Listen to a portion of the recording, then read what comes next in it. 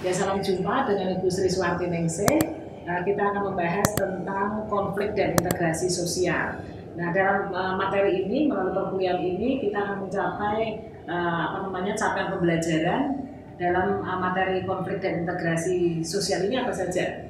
Yang pertama yaitu mahasiswa dapat memahami. Jadi dengan mendengarkan materi ini maka diharapkan pendengar dan mahasiswa dapat memahami tentang teori-teori konflik dan integrasi sosial, memahami tentang pengertian, lalu kemudian tentang faktor penyebab, ya, lalu kemudian tentang bentuk dan integrasi sosial. Selain itu, maka mahasiswa memiliki kesadaran diri ya bahwa sebagian dari masyarakat kita memang perlu untuk ikut ambil bagian dalam mengurangi konflik dan juga meningkatkan integrasi sosial.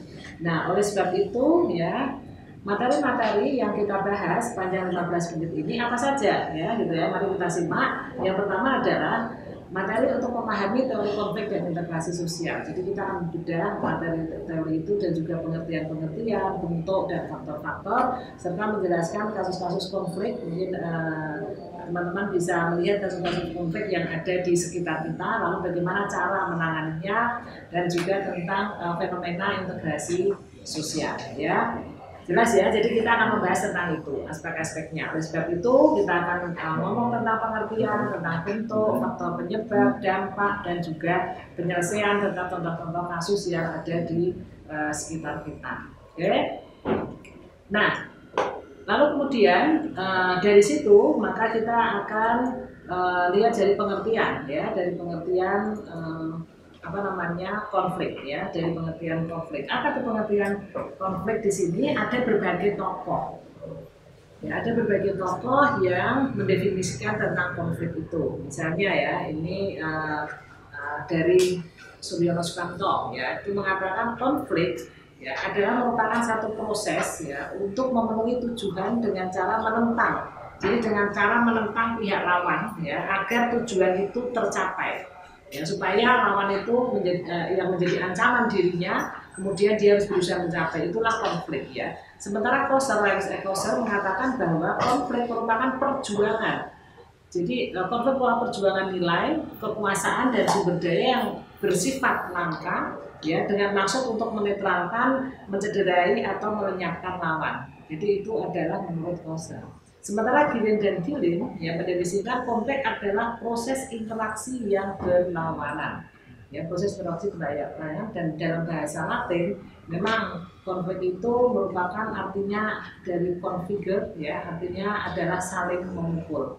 Nah, dalam konteks ini adalah kalau kita mau memahami tentang pengertian konflik, maka sebetulnya bukan hanya tingkat non-verbal, tetapi konflik yang dalam tingkat verbal pun sudah. Sementara dalam Kamus Besar Bahasa Indonesia, ya konflik diartikan sebagai percekcokan, perselisihan atau pertentangan. Yaitu kita kalau mau mendefinisikan tentang konflik. Nah, apa itu penyebab-penyebab dari konflik ya, gitu ya. Kita akan bahas mengapa di dalam kehidupan kita sebagai makhluk individu sekaligus makhluk sosial itu ada konflik. Adakah di antara kalian yang selama ini tidak pernah berkonflik?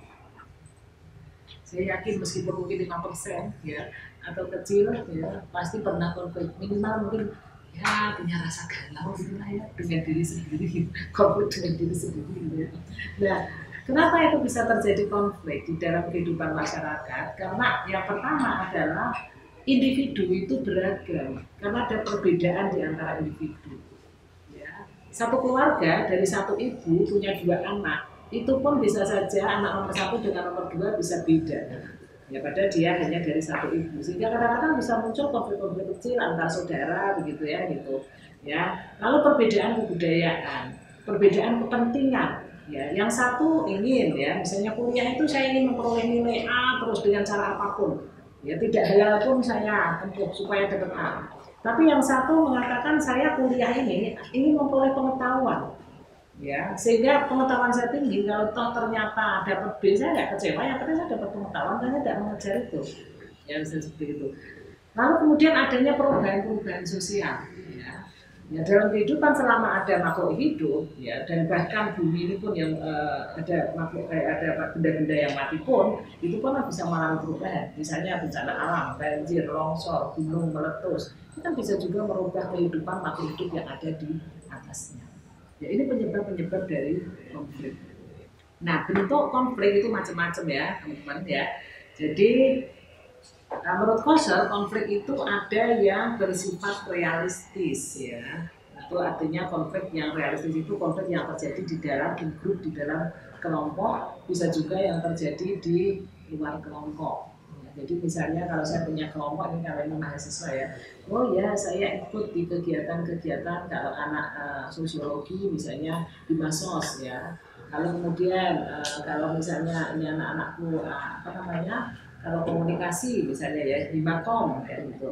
Kalau kamu Pak Hari misalnya Irsa, kalau kelompok psikologi, ekonomi ya mungkin dengan kelompok-kelompok apa namanya kemahasiswaan dengan namanya masing-masing. Ya, sebagai anggota member gitu ya, member dari kelompok itu kadang-kadang kita juga punya konflik di dalamnya karena apa? Kepentingannya beda. Ada yang mau masuk di kelompok itu karena prestis. Kalau masuk di kelompok itu nanti aku jadi terkenal gitu ya. Tapi ada yang masuk di kelompok itu karena memang pengen melatih skill leadershipnya, pengen melatih skill interaksinya, pengen melatih skill kesabaran dan kebijaksanaan dalam berinteraksi dengan orang lain. Sehingga itu beda, ya sehingga itu dan itulah yang kemudian kadang-kadang di dalam grup-grup ini pun kadang juga rawan konflik, ya. Apalagi datangnya kalau mahasiswa UKS itu Indonesia Mini, ya dari berbagai suku dan budaya. Nah, ada juga konflik-konflik yang terkadang-kadang apa ya? Itu seharusnya ada konflik kok. Kenapa dia konflik ya? Gitu. Ya seolah-olah itu non realistis ya, tidak nyata. Tetapi itu bisa terjadi gitu. Karena apa? Karena ada orang-orang tertentu yang memang menginginkan satu hal yang inginnya orang lain itu nurut, ya sesuai dengan kehendaknya. Nah, sehingga itu pun bisa terjadi konflik di dalam karena kepentingan juga dengan pihak luar. Ya, itu menurut Koser. Nah, sementara kalau Daendendorf ya Daendendorf mengatakan ya konflik itu ya bisa terjadi karena apa? Ya, menurut Daendendorf mengatakan konflik bisa terjadi karena adanya perbedaan ya peran sosial, ya perbedaan peran sosial. Jadi misalnya secara normatif, ya gitu, secara normatif seorang ibu itu adalah mendidik anak, gitu ya. Tapi secara realita terkadang terdapat gap antara ibu dan anak, di mana media digital ini yang mengintervensi, menstimulus gitu ya, sehingga anak ini pun tidak bisa terjadi komunikasi yang lancar dengan ibunya. Karena ibunya nggak tahu tentang media sosial itu, ya. Itu dulu yang aku nggak tahu. Tapi anaknya begitu canggih, sehingga ibunya selalu menyimpulkan kalau anaknya kurang handphone itu nganggur, nggak bekerja. Anak kok sehari-hari cuma pegang handphone saja. Kamu tuh ngapain? Padahal anaknya kuliah ternyata dengan biaya sendiri. Karena apa? Dia jadi reseller, dia ya artinya jualan online dan sebagainya. Nah itu bisa juga terjadi karena peran yang berbeda. Lalu konflik antar kelompok, ya menurut dia bisa juga terjadi kelompok satu dengan kelompok yang lain bisa terjadi konflik. Konflik antara kelompok yang terorganisir ataupun mungkin yang tidak terorganisir. Ya. Bisa konflik itu terjadi karena spontan. Ya pada saat tertentu misalnya ada kelompok ini datang ya itu lalu kemudian kelompok yang lain datang, itu biasanya kalau di lapangan sepak bola ya, gitu. Itu bisa terjadi, oh ini adalah supporter dari kelompok ini supporter dari kelompok ini, lalu kemudian saling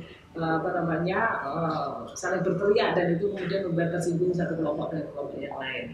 Ya bahkan menurut Daendendorf konflik bukan hanya terjadi pada kelompok-kelompok kecil, tetapi bisa konflik yang terjadi pada aras nasional, bahkan juga konflik yang terjadi pada aras internasional ya di situ. Nah, sementara kalau menurut Suryono Sukanto ya, Sukanto mengatakan bahwa konflik itu ya, bisa datang dari dirinya sendiri dulu. Jadi dari pribadi.